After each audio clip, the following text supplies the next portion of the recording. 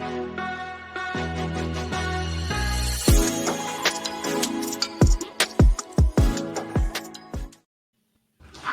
right, everyone. Welcome back to another episode of The Ardent Wives. And this is a very special episode today. I think, obviously, I'm biased. I think that about most of our episodes, but we have a good friend here with us today.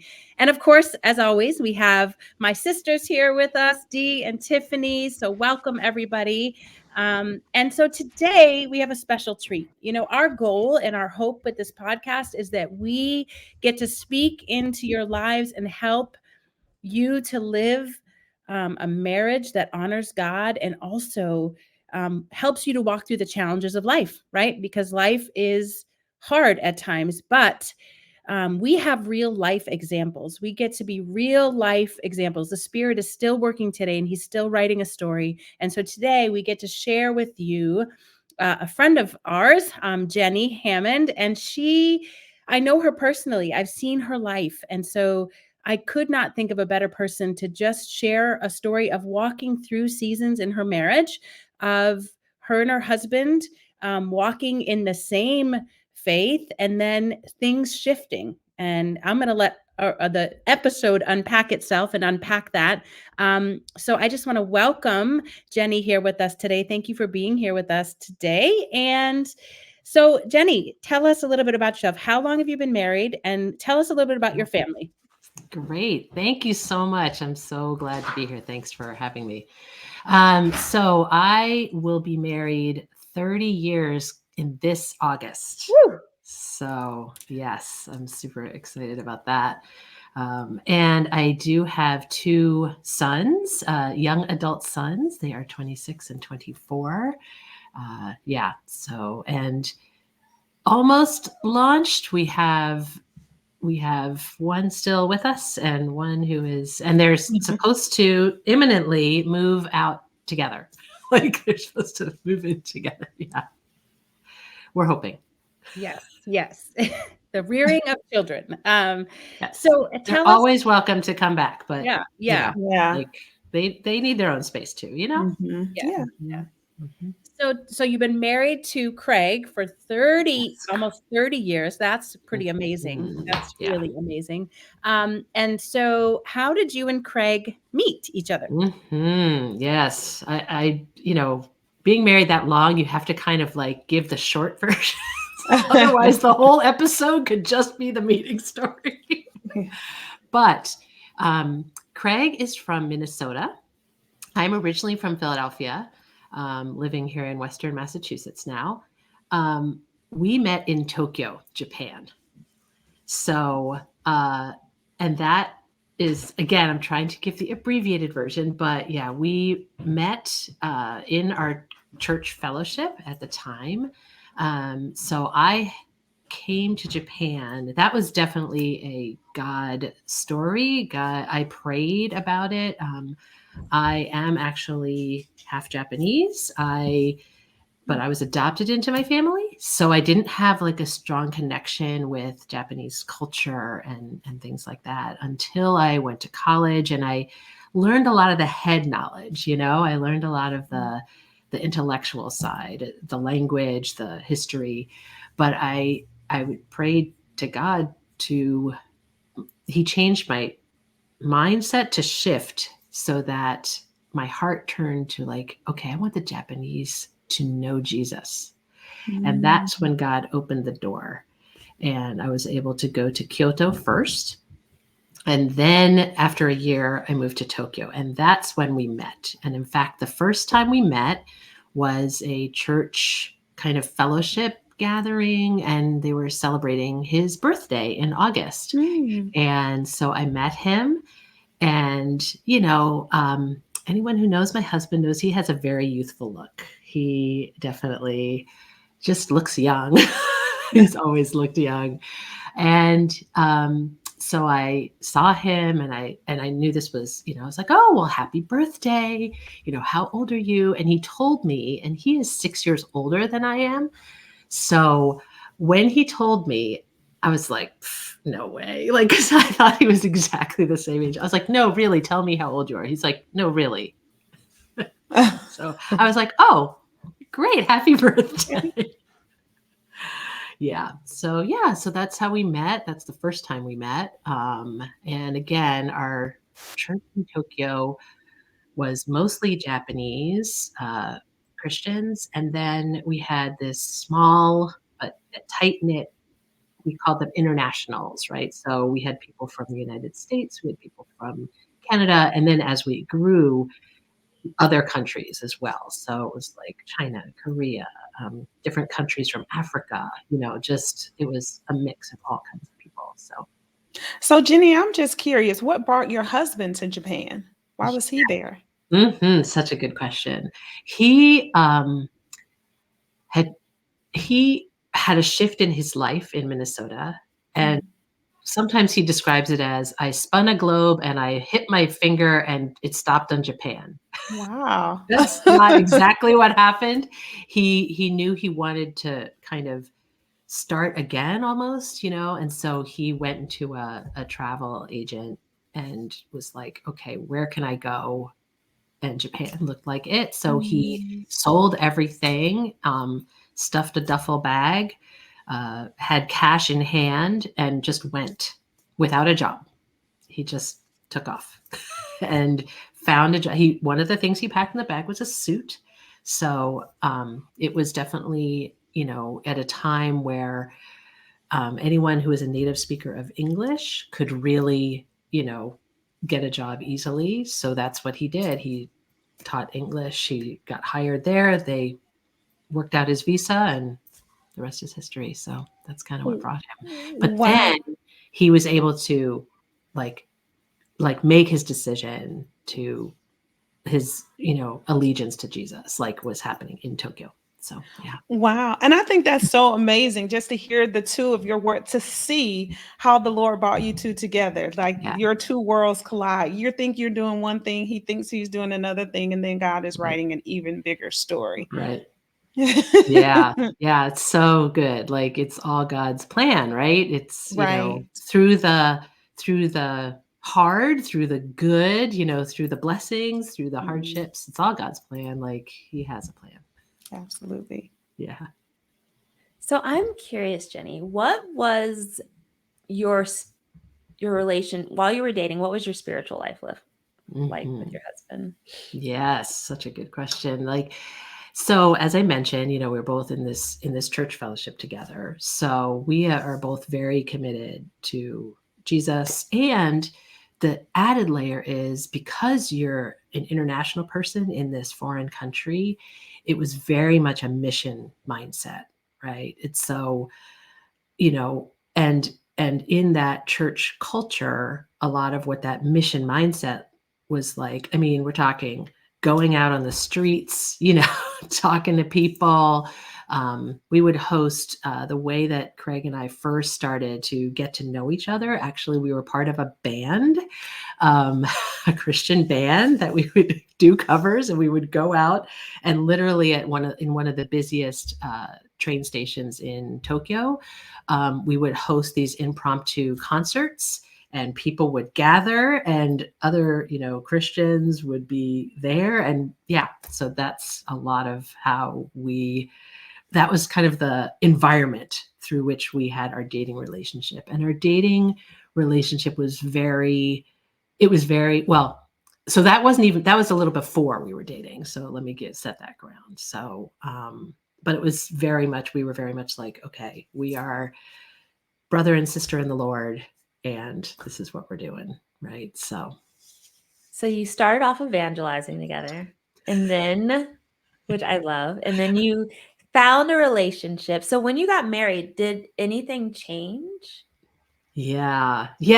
Well, let me tell you when we actually started dating, because let me back up a little bit, because that was also interesting. And again,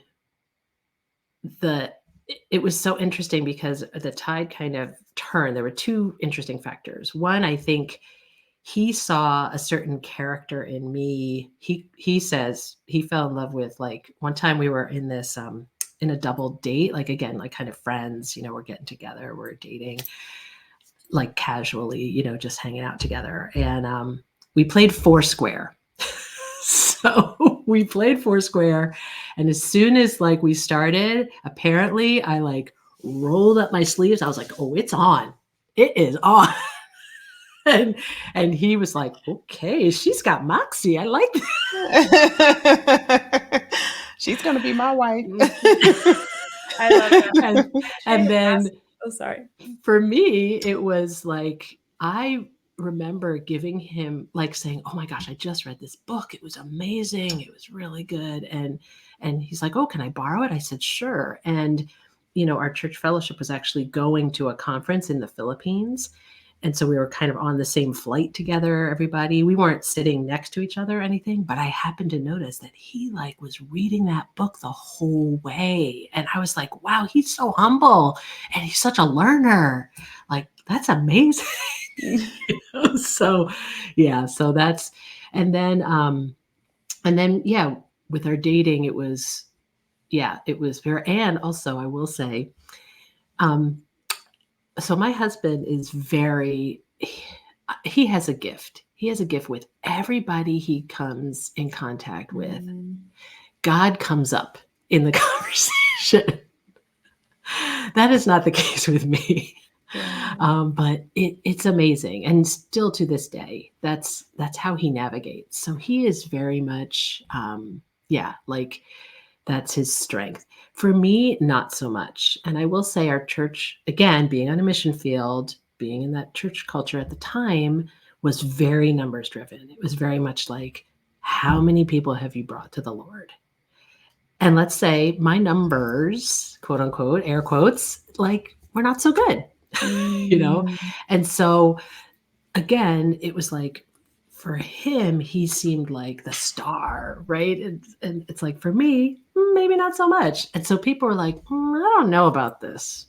I don't know if they should be together. Like there was a little bit of, culture is, fair, they just want to make sure that, right, we're being yoked together. If we're going to be yoked together, right?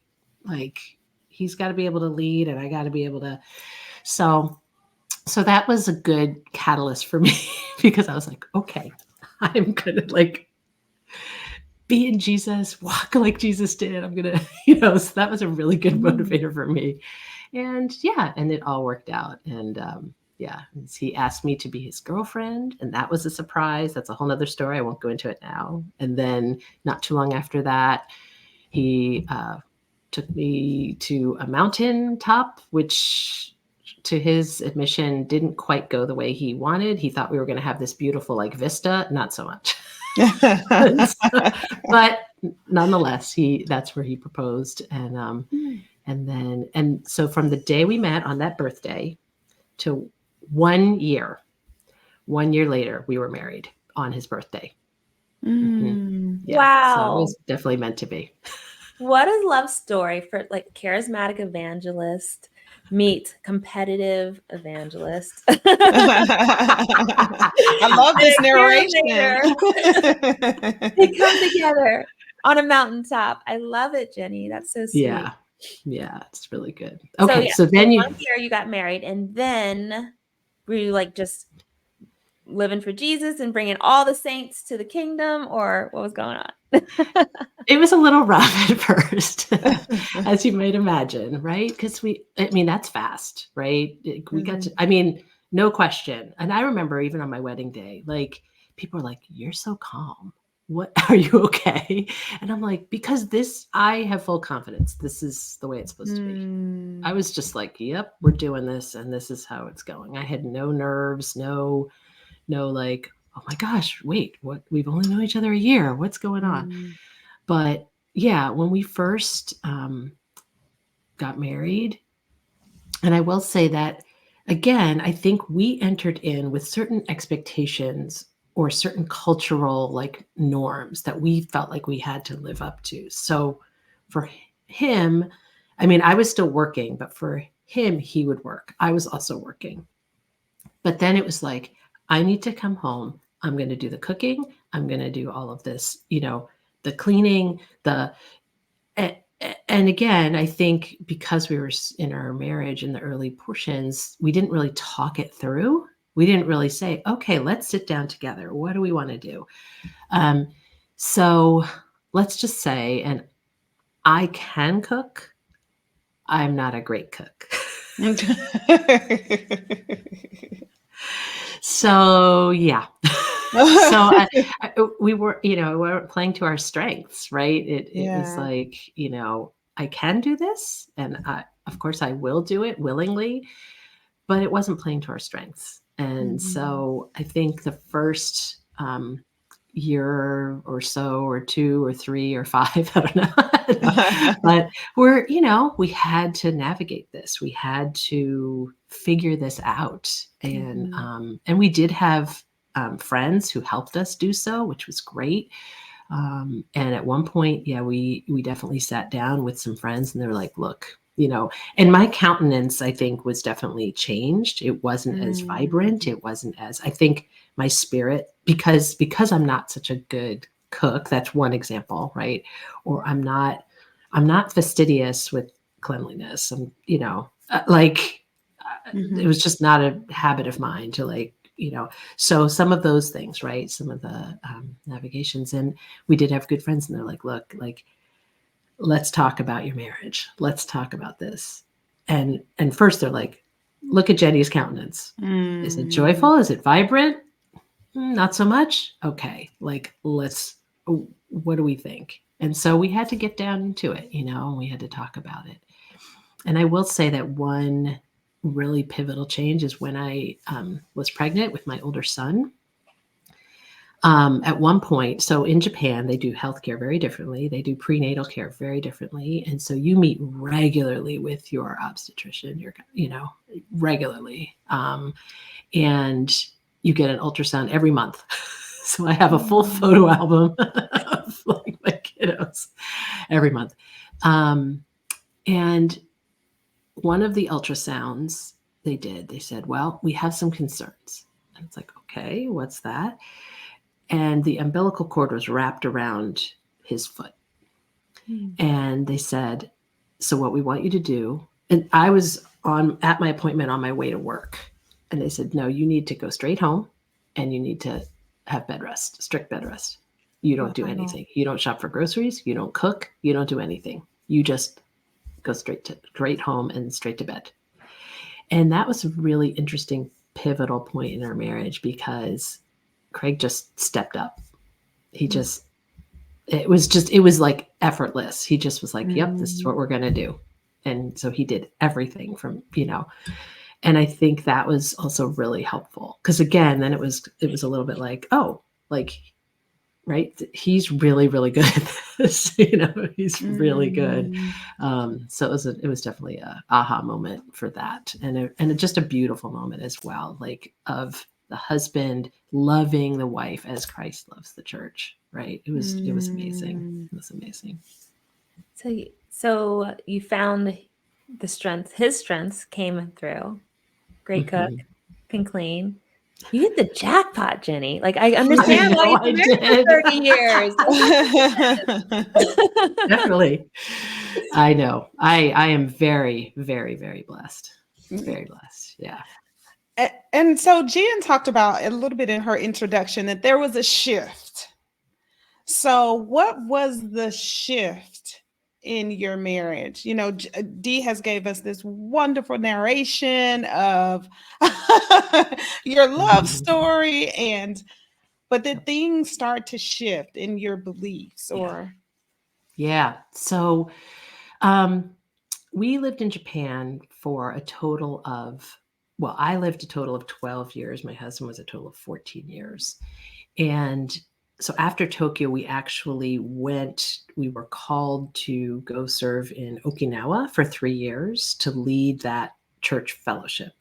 So, and then when we were there, our overall church culture really took a very big shift.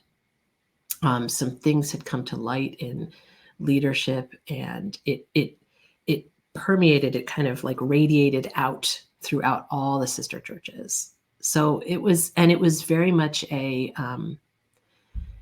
word I keep thinking of is foundational, but there's a different word. It's like your paradigm. it was a paradigm shift is what it was. And so through that, it became evident that the ministry that we had there, like we started to realize, well, like the way that Craig leads people spiritually was not congruent with the way that they wanted to be led at the time. And so we moved. So it became evidence like, okay, now's the time we need to return to the United States. And we went back to my hometown, Philadelphia, because I still had definitely connections. I work in education. And so I still had a lot of my educational connections in Philadelphia. And the 6 years we spent in Philadelphia was the pruning season. That's where it really took a shift. And because this paradigm shift that was happening throughout church culture, I'll speak for myself, it caused me to really wonder, question, okay, where is my faith really? Like, what do I really believe in? And same with my husband. But we handled that very differently. For my husband, he needed to draw close to the Lord without, air quotes, the noise, right? Without the church fellowship, without, like, he just needed to draw close to the Lord. For me, I'm more of an extrovert. I'm also more of someone who like is very loyal. Loyalty is, and faithfulness is really like something I hold dear. So for me, it was like, I'm going to keep going to church, but I also know inside my heart was getting hard. So I was going through the motions, but my heart was not there, you know. And sometimes even worse, it would turn to bitterness or turn to anger. With that sudden move, we financially, the jobs we got, we were just, you know, kind of making it paycheck to paycheck. Our house that we purchased was right before the 2008 like financial downturn. So then we were in this, you know, it just all kind of came together in that. So that, you know, so we were navigating that, and the finances definitely just caused more, you know, fire, more, you know, like refinement, right? It was tough. It was definitely tough. It was very challenging. Again, like I said, my heart was just becoming harder and harder. And I watched him like always seek God and reading his Bible and praying. And for me, I was just like, it was rough. And finally, I remember the break when I can't remember the context, but I remember the spot where we were when Craig turned to me and he said, "Shall we pray?" And I was like, yes, we should. Because we were not, you know, like he was doing his healing. I was doing kind of my whatever I was doing. It was not pretty. And at that moment, like we prayed together. And that's when I know the hardness of my heart like broke open. And I was able to like turn back. And then some more things happened where my job was coming to a close and we didn't know the next chapter. And so we just drew together and we prayed. We got together every day. We would go out to maybe Starbucks or something. And we just prayed like every day. Because it was literally like we didn't know where we were going to be. And I was trying to get work in Philly, but it just wasn't happening. So then it's like, oh gosh, like what's going to happen? So, yeah. So it sounds like, just so I can kind of understand. So it sounds like was there like church hurt that would cause him to not want to go to a physical, I guess, building fellowship, and you on the other hand would still continue to go? Yeah. I can't actually speak to his story, honestly. Okay. I don't know all of the details, but I believe, yes. I mean, I believe, yes, we both had hurt. I know that in our situation in our church in Okinawa, Craig was the pastor, the paid leader. He had his income from the church. I did not. And yet, so that was a whole new challenge, right? It's because, of course, we are, husband, wife. So people look to me as a church leader, right. but at the same time, I'm not paid by the church. So there was that kind of stuff to navigate. I had a separate job, and again, in education, and I know, and what I don't know is when we were making this shift and the bigger paradigm shift was happening in our fellowship, the kind of meetings that he was having with our members, I wasn't present, but I can only imagine, because I think people were really upset, really angry, really hurt. And again, anger because of the hurt, because it's such a huge shift. So I'll speak for myself. Yeah, I didn't really want to leave Okinawa, so I think there was definitely that, where yes, I was glad to be home, but I didn't really want to leave. And it was one of those moments where Craig was like, we need to move. And I was like, okay, like, I get it. I support you. Like, it was apparent for his journey, his spiritual, emotional, everything, health, like we needed to move.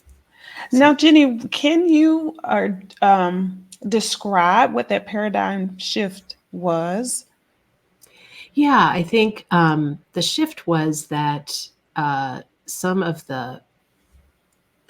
our sisterhood of family of churches had a very much like higher leadership that were assigned to different areas of the world.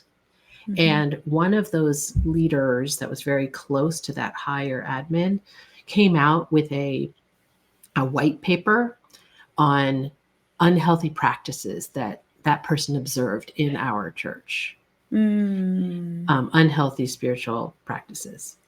And what I think that did is, for anyone who read it, it brought to light things that they might have been feeling inside but couldn't name. And it, and so again, when you're having something like that being unearthed and you're not really ready for it, right? I mean, it was kind of forced, so to speak. Like this paper came out, people read it, and all of a sudden they realized, oh my gosh, I feel that as well. Oh my goodness. And again, all the, hurt, the pain, and how people react to that feeling of hurt. So that's, now I will say that a lot of those practices that were coming to light, I felt in all good conscience with the way that we were leading our small fellowship in Okinawa. From my perspective, I was like, yeah, we did not do this. We didn't do this. We didn't do this. And in fact, Craig and I are very adventurous and creative and with how we were leading that group. So we tried some things new, which also is like not always the best, it didn't always go over well, but it's like, let's try this, right? Jesus always, like, he didn't follow the culture and he didn't follow the religious leaders. He had a third way, right? So some of those things, but I think I hope that speaks, like, that's how I would summarize the paradigm shift that was going on. It was definitely like, okay, there were definitely some unhealthy practices going on. Let's address those and let's correct them. And two, I feel like I'm still a part of this church fellowship. And it has been a growing period since that time, for the last 20 years or so. So I feel really good about that. Yeah. Jenny, can you speak to, like, I think in that shift, and I think there was another shift after that too, but in that shift, what helped you not give way to fear when you saw him not going to the church physically, right? So you saw this shift and you're like, I'm still going, I'm loyal, I'm going to go, we're moving back to the States. but then you saw a shift with him. And I can imagine for women, when you see your husband pull back, even though, and well, I'll let you answer, but I think Yeah. what helped your heart not give way to fear in that season? Well, because he never left the Lord. Mm-hmm. He just at home. Mhm. You know what I mean? Yeah. And so that's a whole nother area. Like I know there are plenty of women that friends of mine whose husbands completely withdrew and just shut off their faith. Right. Right. Right. And honestly, I will say my continuing to attend and continuing to stay connected, there was some fear there for sure. Because when I would come home, because what it brought up in our marriage is it kept bringing up like the hurts, right?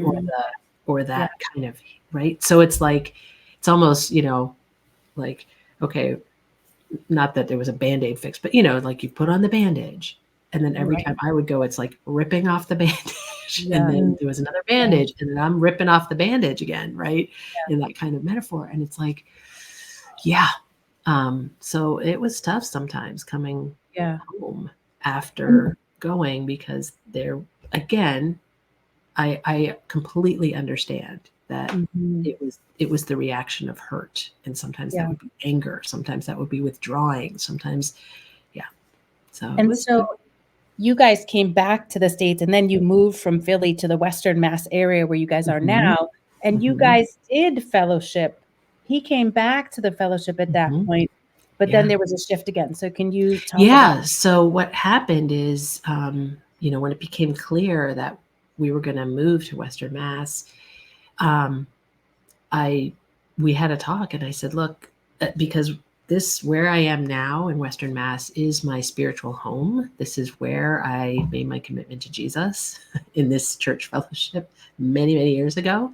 So I knew all the connections that I was already rekindling and knew that this is where I was going to go. One, because I wanted to, but two, because I couldn't hide. Like there's no hiding in Western Massachusetts with all my friends there. So I said, look, this is what I would like to do. What would you like to do? What would, because in Philadelphia, he had already started looking at different fellowships, different churches. And sometimes, and there was even a point, sorry to get back to the fear part again. There was even a point where I had a very honest talk with one of my friends. And I said, look, if my husband goes to a different church, I might have to go as well. And I remember with tears in my eyes, I was like, I probably know the answer, but I have to ask it. Will you still be my friend if I leave and I go to a different fellowship? And of course the answer was yes. So, but it was scary to think about that. Like, what should I do? Anyway, so when we came back here, he said, yeah, I'm ready. He said, I'm ready for fellowship, because at that point in his journey, he had done healing. He had withdrawn with God, but he also knew very well, like, Christianity cannot be done without community. It can be done, but not, it's integral, right? It's this God. I always say God gives us the faith to stand on our own when we have to, but he gives us community. Like, we don't have to, right? The blessing is we have other people. So at that point, yeah, he was ready. And so we went to church together. And what speaks to him in worship is, again, definitely much more contemplative, like silence and solitude and prayer. And currently he is going to another church. And the way that happened, I will say, is, because again, he really gave his heart. He gave everything. We both have given everything to our, this church family. And it was not without prayer, a lot of prayer, and a lot of counsel. that he made this decision. And I will say, when we sat down with our pastor at the time, so much wisdom there, because when it came down to like, he's like, I think I need to choose a different church fellowship because of the worship and how I want to come before God. I need to do this. And our pastor said, okay, you should. He didn't try to convince him not to, or out of fear, like say, well, you can't leave, like he said, yeah. And I think that was so wise, because he cared about his spiritual life and his relationship with God and Jesus over church membership. Right. And so that's where we go. And so I go to my church and he goes to his church.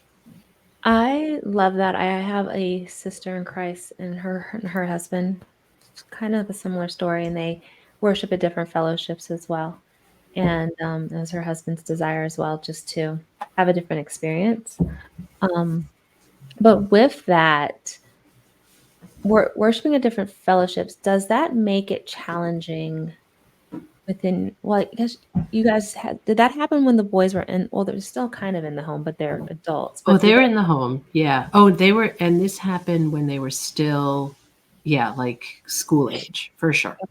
So how was that navigating the family aspect when you're going to dual fellowships? Yeah, it was, there were some challenges for sure. It definitely was awkward at first, right? And by that time, the boys, I think, were, if they weren't both in high school already, then one was in middle school and one was in high school. And absolutely, because then it's like, it's not like we're going together. It's like, okay, everyone get in the car. We're all going together. It's like one going my way. One day are boys going with him? When are they going with you?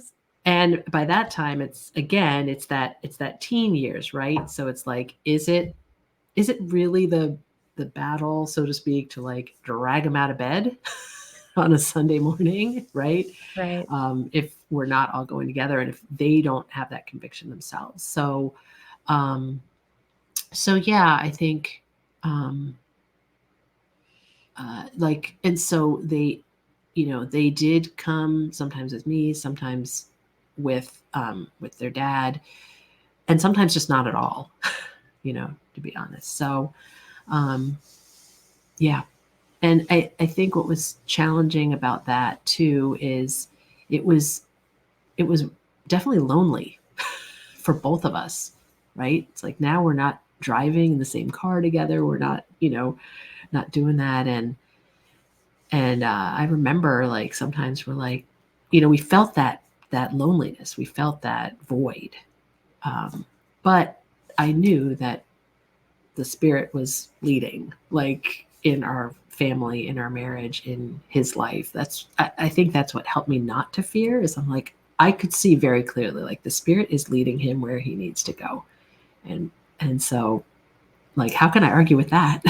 Yeah, and that's beautiful too. First, that you were able to name the loneliness, like to recognize that. And that's still, because we are all about being our husband's helpmate and supporting your husband and his desire to go to a different fellowship, although that's not where God was leading you. And so that is just really powerful as a wife to be able to be confident in that and still encourage your husband in that and strengthen him in that. This is beautiful. In the same token, in the home, does it make it more challenging to submit based on that differences? Like, did you know enough about the fellowship that he was going, or just in general, like, is it harder to submit to your husband when you are in dual fellowships?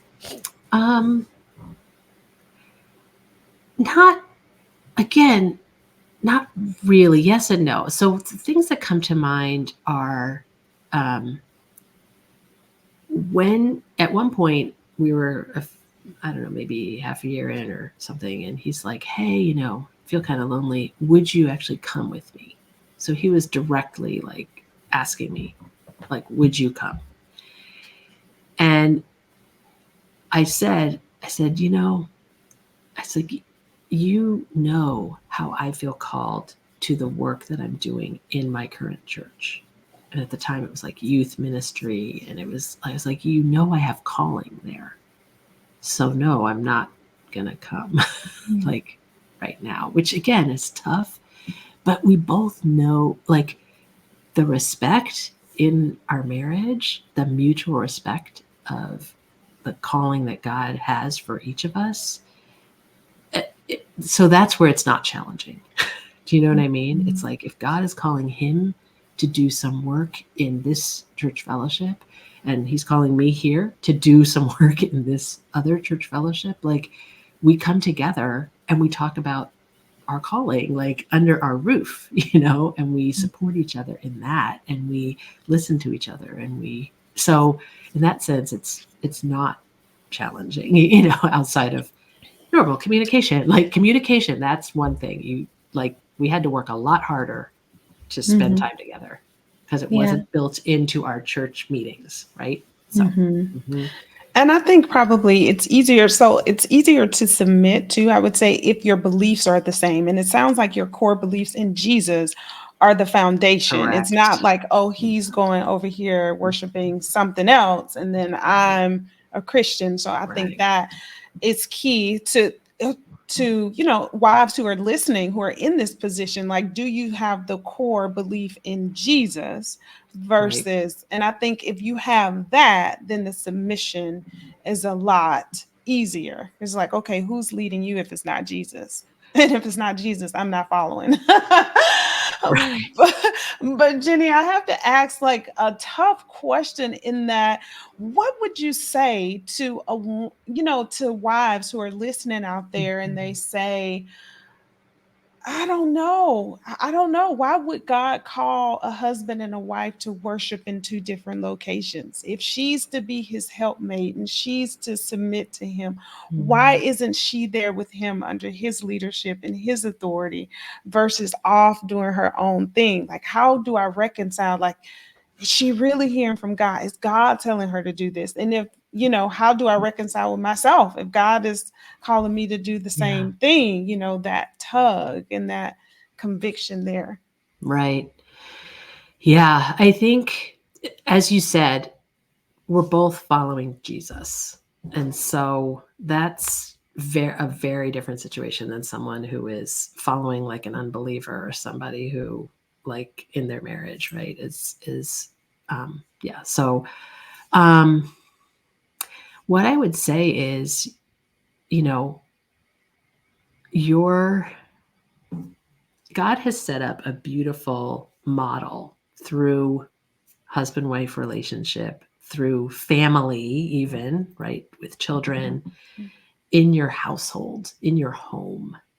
And like that's first where it's got to be modeled. So despite like the fact that I'm worshiping, you know, on a Sunday at 10 o'clock over here, and he's going here at Sunday at 10 o'clock, like at the end of the day, we need to come together, and in our home, you know, that's where he leads, right? It's like it has to be under our roof, and there's still plenty of things we can lean into together, like bringing people into our home and having that relationship, you know. And I know that you've talked about it in your podcast before about hospitality, about, you know, that's something that you can do together. I think that that's really, really been a great thing. And as I mentioned, he is an excellent cook. So it is not hard to get people to come into our house. Does that answer your question, some of it? Yeah. And I, you know, just thinking that does. And also just thinking about, you know, for someone on the outside looking in, it may look a certain way, you know. So I think, like you were saying, inviting people into your home to where they can see, because on the outside looking in, for a wife who's like just I don't know. It's just like, well, I'm not going over there. And I see Jenny do it. Jenny and her husband do it. And they seem to be great, so it can cause, from someone on the outside looking in, it can cause a sister to stumble in a way. And it's like, now I'm going to just be defiant against my husband because Jenny does it, so I think, but it does, Yikes. but Hopefully it's, not, right. Right. Because, you get to hear the story. You invite people in your home and they can see then how you do things and how you live your life. So I think that's an important piece of it too. People get to see behind the curtain. Yes, absolutely. Right. Because you are right. And when this first happened, because our church fellowship knows Craig, right? And then all of a sudden, no Craig. Right? It's like it's just me. And our church fellowship is so caring, loving. It's all about the family. So they're gonna notice and they ask, right? So those first few, times, it's like, oh yeah, where's Craig today? Right. Yeah. Right. And I'm like, oh, he's not here. He's not here. And yeah, go ahead. Another question, which I feel like is not for this episode, probably for another one, or maybe just for a conversation in the Ardent Wives Club, is also navigating the transition of your husband being a leader in a fellowship to now being a parishioner, like someone who's following in a fellowship. I think also that takes a transition and a shift in your marriage and the dynamics and supporting him and all those things too. Which just made me think that, like, how was that shift in supporting him in that shift? I think that went well because again, it's about serving where God calls you. It's not about the title. It's not about the recognition. It's not about standing up in the front, right? On at a microphone. It's not about that. It's serving where you are and serving where God calls you, wherever you are. And so in the early years, we did serve together in, when we were going to that fellowship, like we had a small group, and things like that. And then when he moved away, he's in his fellowship, but again, still looking for opportunities to serve.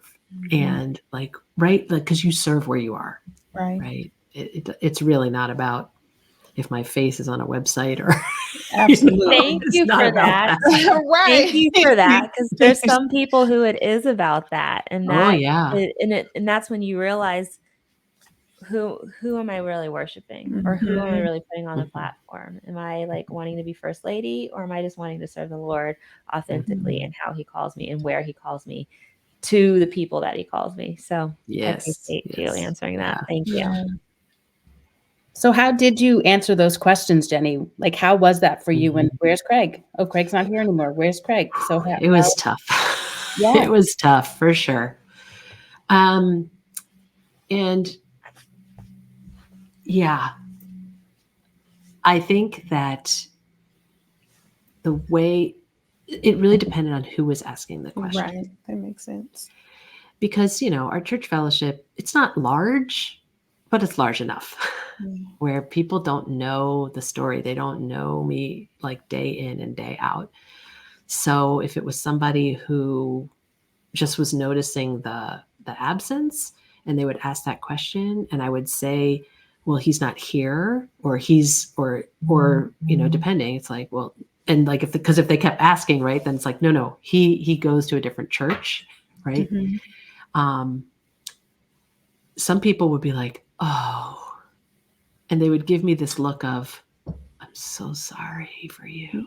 And it was hard to hear that, mostly because I'm thinking, like, I probably should have answered them with like, we need to sit and have some tea, have a coffee, because I need to tell you the whole story. I need to walk you through this, because they just didn't know. And so I would just receive that heartfelt love and sympathy, and just kind of, I would just receive it.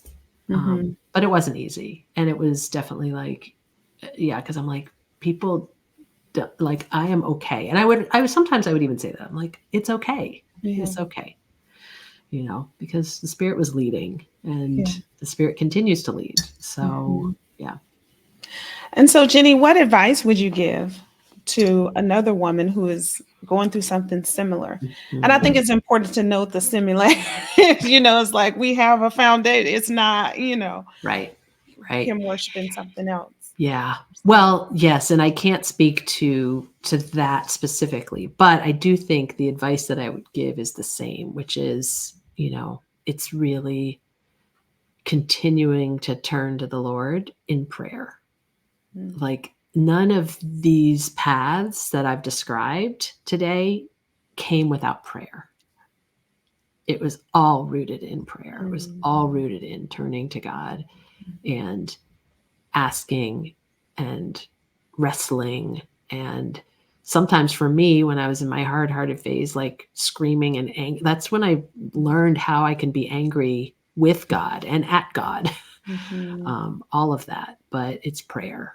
That would be my main advice, because whether you are married to a believer or an unbeliever, prayer is going to lead you, and listening, right? And when I say prayer, I don't just mean the words out of the mouth. I also mean silence, to listen, silent prayer, but all of that, right?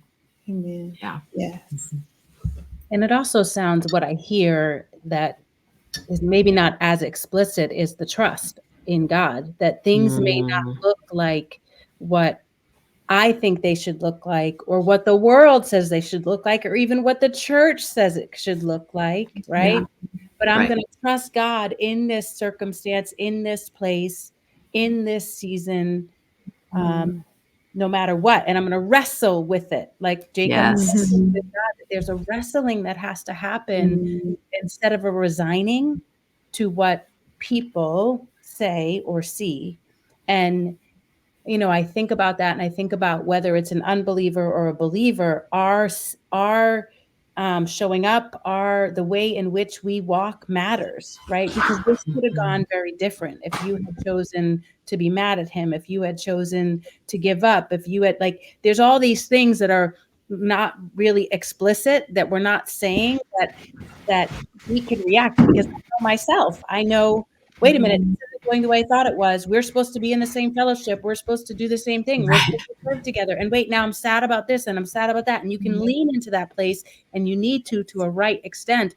But then what it all comes down to ultimately is coming back to trusting God and submitting to what your husband needs, and still caring in your relationship with him, even though it doesn't look the way you might want it to. Right. Because don't we all face that? Right. And I love that you came together in prayer. Like Craig's like, let's pray together on this. So you were walking in this together, even though you're walking separately in two different fellowships. Yeah. And so that also shows your heart and how you get through these hard things, not only praying on your own, but also praying together with your husband. Yeah. If it's a non-believer, that's a different situation. Right. But prayer is there too. Right. Yeah. Yeah. So good. Thanks for mentioning that, Jen, because I do. Yeah. It's been a journey, and none of it is easy. It's not like, oh, here I am, and I get to talk about how I just sailed through all of those challenges. No, not at all. It was so hard. I mean, so many tears. Rough. And you're still navigating it now. So I know there's some shifts you've made in worship. So share now, kind of, at one point you're like, no, I'm not going with you, but what does it look like today? Right. And so, what it looks like today is, my husband in his church fellowship will be asked to give a sermon, because he is really good. He's such a good preacher. Oh my goodness. And so he's been asked to do that. And so on those days, I go to his church and I worship. When he changed from one, like we moved a few years ago. And so when we moved from the one town to the new town, he did change churches. Same fellowship, but different, different church. So it's local. So and that church also appointed their new rector in that church fellowship, and so they had a big worship and celebration. It's like I went with Craig then, and it's really fun because I live in a city that has an amazing Puerto Rican population in it, and this church appointed a Dominican to lead it. And so they have Spanish and they have English, and it was so fun. It was amazing. Like it was all Spanish and English all together and mixed up, and the songs, and it was great. So yeah, so like I will go, and he also will come with me. If there's a special reason, or if I invite, or sometimes just cause. Just because, like we did that in the summer, and it was kind of like, great, so let's go here, one Sunday, and let's go, you can come with me, because Sunday sometimes, in the summertime, it's like these odd hours, it's like 8 a.m. And so, so it's like, maybe I'll go to the 10 o'clock. Yeah. So good, Jenny. Is there anything else kind of foundational or important that you'd want to share with people listening if they're walking through something where there might be a shift when it comes to their spiritual unity? I think no matter what, when it comes to marriage, I mean, the foundations are the same. And so like Craig and I need to have a date time again. Like it's so important, and connecting daily is important, but those are two different levels, right? Like when we have our date, we can really dig down deep. And for both of us, we have strong convictions about reading the word every day, praying every day. I will confess to this group that praying together is not one of our strengths. So that's an area that we kind of, sometimes it's stronger and sometimes not so much. And right now we're in a season of not so much. So, so grow together in that. Yeah. But I think those foundations are key, despite, if the Lord is calling you in different, again, houses of worship or worship communities, things like that. Yeah.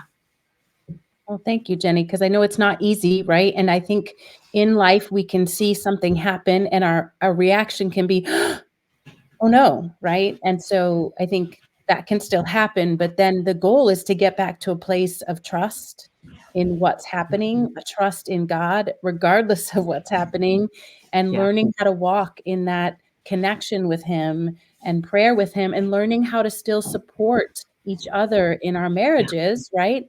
Even if we choose different paths that we don't understand, paths we don't agree with, paths that maybe we say, okay, that's good for you, but it's not for me, and how to walk through it in a way that's still submissive and loving and kind. So I pray that for those listening to this episode, that you've gleaned something. You've gleaned something. God has spoken to you in a way. Maybe you're in a season that you don't understand. Maybe you're in a season where you want something, or you're longing for something that is not what's coming to pass right now. But we pray that you've got some encouragement from this, and some strength hearing Jenny's story. So as always, we are glad that we get to cry, we get to laugh, we get to be in hard times, and we get to grow closer to Jesus. So we'll see you next time. Be sure to check us out in the Ardent Wives Club to just be able to have that in-person community if you need the support. And we'll see you guys soon.